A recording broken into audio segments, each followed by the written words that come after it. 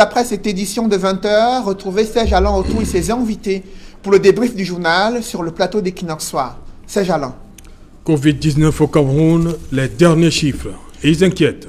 306 cas positifs de Covid-19, 8 personnes décédées de suite de cette pandémie. Certes, il y a une dizaine de personnes qui ont retrouvé la santé, mais les chiffres ne cessent, les statistiques montrent une progression inquiétante. Et vous avez suivi les autorités sanitaires qui annoncent le tracking des cas suspects qui se sont cachés, qui ont échappé à la mise en quarantaine obligatoire depuis le 17 mars en 2020. Serge Alain. Voilà, madame, monsieur, c'est dans l'essentiel Equinox Soir. Deuxième partie. Bonne soirée à vous, Cédric. Bonne soirée à vous, Serge Alain. Rendez-vous lundi, 20h. Rendez-vous lundi, 20h. Madame, monsieur, dans un instant, la suite, Equinox Soir.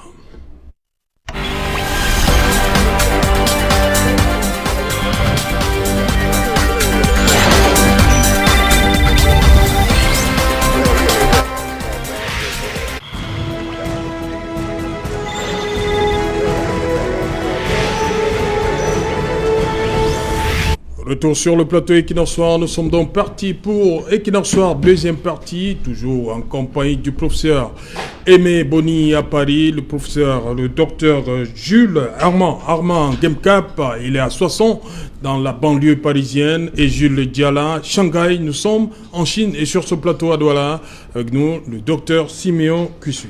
Docteur, les nouveaux chiffres, hein? Nous, en début d'émission, on parlait de 284. Là, nous sommes à 306, 4 décès, une dizaine de personnes qui ont recouvré la santé. Ouais. C'est très inquiétant. Je ne peux que réitérer ma demande que le chef des armées prenne le commandement pour qu'on aille en guerre contre le virus. Ça, c'est extrêmement inquiétant. Il faut que quelqu'un s'occupe de cette affaire-là au niveau de l'État. Et c'est le chef des armées. Alors, j'en profite, parce que tout à l'heure, nous avons parlé de... Oui, on n'en a pas terminé. Vous avez vu les images de nos marchés. Ah, ça, c'est... Voilà, on a vu les images des marchés. C'est bouleversant. Je ne sais pas si les officiers... Est-ce que c'est le chef des armées qui doit demander aux gens de ne pas... Non, vous avez vu les images. Oui, mais il faut prendre des décisions. Pour le cas des marchés qu'on a vu là... Quelle décision on doit prendre là? Pour l'exemple précis des marchés, cette promiscuité, les gens continuent à travailler comme si de rien n'était. La solution, c'est le masque. Pour le masque, tous ces gens-là, s'ils portaient un masque, ça réduirait drastiquement les risques de contamination. Et le masque pose un problème parce qu'il est cher. Et des commerçants font une spéculation criminelle sur le prix des masques comme sur le prix des solutions hydroalcooliques. Et il y a aussi que les hommes de science nous disent qu'il faut... un masque, c'est 3 heures en moyenne. Oui. Donc, lorsqu'on calcule, il faut en moyenne. Au moins 3 masques par jour. 3 masques par jour. Ça fait si un masque coûte 500 francs, mais ça fait 1500 pour les masques. Tout ça n'est possible qu'avec une subvention du gouvernement. Lorsque l'Europe était en guerre, Deuxième Guerre mondiale, on a réquisitionné des usines entières pour fabriquer des canons pour la guerre. Aujourd'hui, nous sommes en guerre. Il faut réquisitionner toutes les usines de confection pour nous fabriquer des masques. Que les tailleurs, les couturiers du Cameroun fabriquent des masques, qu'il y en ait plein, que l'État rachète toute la production et les distribue à bas prix à tous ces gens. Ces gens qu'on a vus dans le marché, ils ne peuvent pas ne pas aller au marché. Oui. Il faudrait des pistolets, des chars pour les empêcher d'aller parce que c'est une question de survie.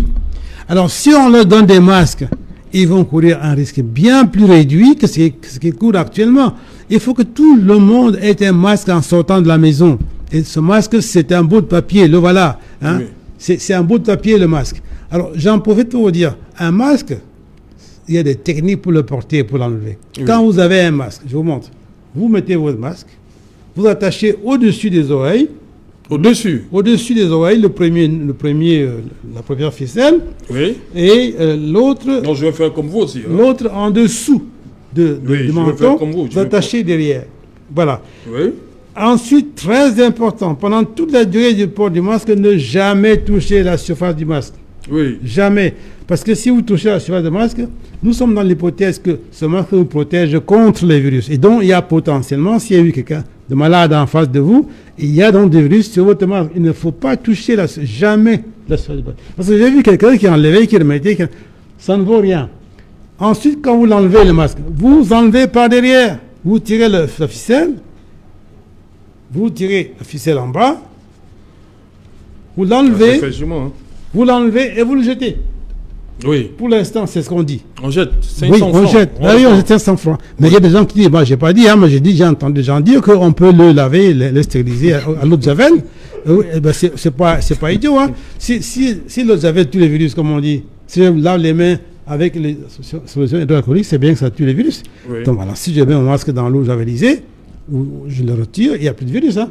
Ok. Bon, donc, je ne recommande pas ça. Je rapporte ce que j'ai entendu dire. Ceci dit, si le gouvernement prend en main la question du masque, tout le monde peut avoir un masque au Cameroun. Et nous sommes en guerre, je répète, on réquisitionne les usines pour fabriquer des masques parce que c'est la condition de la survie. Il faut mettre des masques. Alors, il y a un autre point important, c'est le problème des tests. Oui.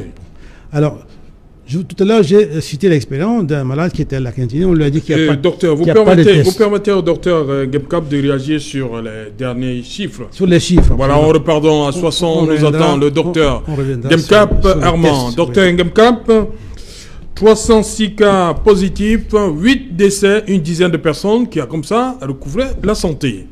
Votre commentaire? Mais je veux dire que la vague monte.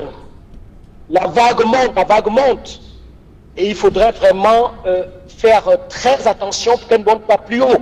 Je crois qu'il est temps d'agir, il est temps de prendre un certain nombre de mesures, il est temps de riposter.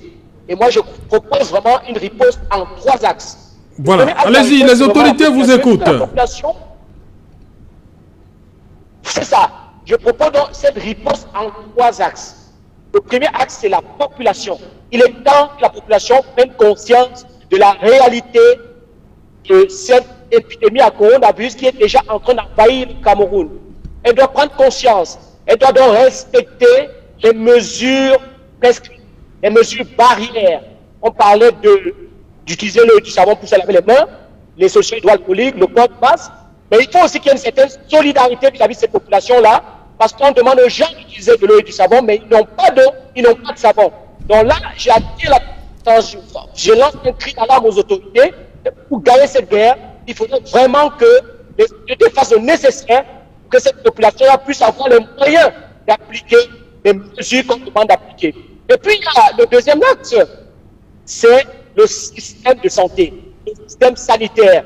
Il ne faut pas que la communauté médicale reste comme ça, tant que la vague vienne la submerger. Il faut qu'elle prenne déjà des dispositions, qu'elle fasse le recensement des lits disponibles, qu'elle fasse le recensement des hôpitaux, et elle essaie de travailler sur la façon dont elle va accueillir, cette communauté médicale va accueillir ces hôpitaux, parce que tous les hôpitaux ne vont pas accueillir tous ces malades-là. Il faudra peut-être des choses dédiées spécifiquement à ces malades-là, pour éviter une certaine contamination générale. Et puis le troisième axe, vraiment, que je vais évoquer ici, c'est l'axe de la gouvernance pour une certaine fondamentale. Moi, je pense que le budget qui est alloué actuellement, 1000 milliards, ne suffit pas. 1000 milliards, 1 milliard ne suffit pas. Il faut beaucoup plus. On voit des pays comme le Sénégal qui sont à 1600 milliards. On voit d'autres pays d'ailleurs, comme ne serait-ce que le Niger qui est à côté, qui a plus de 500 milliards, vous voyez. Donc je veux dire qu'il faut vraiment une certaine réponse gouvernementale très forte, parce que toutes ces mesures de confinement qu'on va prodiguer à la société, parce qu'on sera obligé d'y arriver, il faudrait que ces mesures s'accompagnent de moyens socio-économiques.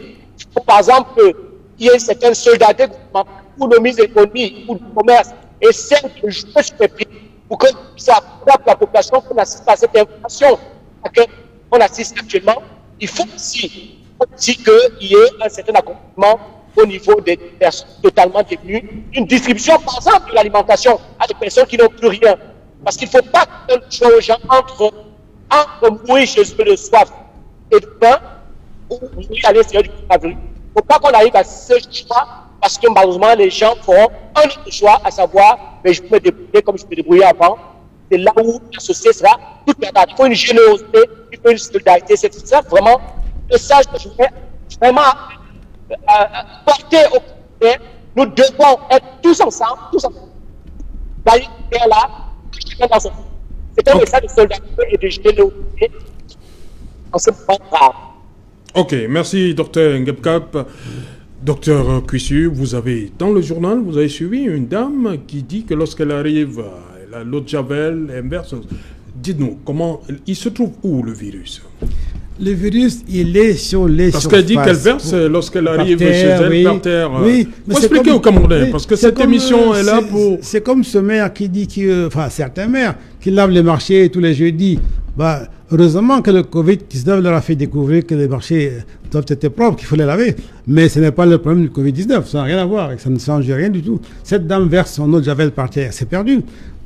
Bien entendu, quelqu'un peut tousser, un malade peut tousser et que les virus se déposent par terre. Mais personne n'est allé chercher par terre, parce qu'il faut toucher des mains de la surface. C'est les surfaces, le les virus... surfaces. Il se met en surface. Sur les surfaces. Oui, il se met solide. Sur votre table. Supposons à la maison, c'est votre table, c'est votre chaise, c'est votre verre, c'est votre assiette, c'est votre armoire. Si quelqu'un tousse dans votre maison, les virus se déposent sur ces objets-là. Vos vêtements aussi. Parce que c'est une surface, votre corps est une surface. Si quelqu'un tousse devant vous, vous êtes une surface. Donc les virus se déposent sur votre corps. Et c'est après vous-même qui les prenez avec votre main, sur vous, pour les porter dans votre nez. C'est vous qui vous contaminez. Donc évitez le geste de porter la main à la figure. Ça, c'est très important. Oui. Et donc, les gens qui ne savent pas, qui ne connaissent pas le problème, il ne faut pas qu'ils s'en occupent, qu'ils aillent manger leur sauce arachide chez eux tranquille, qu'ils nous laissent la paix. Dire qu'on va laver les marchés pour empêcher le Covid de se répandre, ça n'a aucun sens. Ceux qui ne comprennent pas on a vu, c'est peut-être parce qu'on a vu ce qui s'est passé en Chine. Oui, on a eu à désinfecter des rues, partout. Voilà. Ils désinfectaient partout. Et c'était en complément, 1, du confinement, 2, du port du masque. Ce n'était pas la mesure seule. Quand vous désinfectez la rue et vous voyez le marché avec plein de gens qui se serrent entre eux, ça ne sert à rien de désinfecter. Voilà. Ça ne sert absolument à rien. Comment on peut résoudre ce problème, Dr Cussu? Le masque... Parce que moi, je suis passé par le marché Mbopi aujourd'hui. Oui.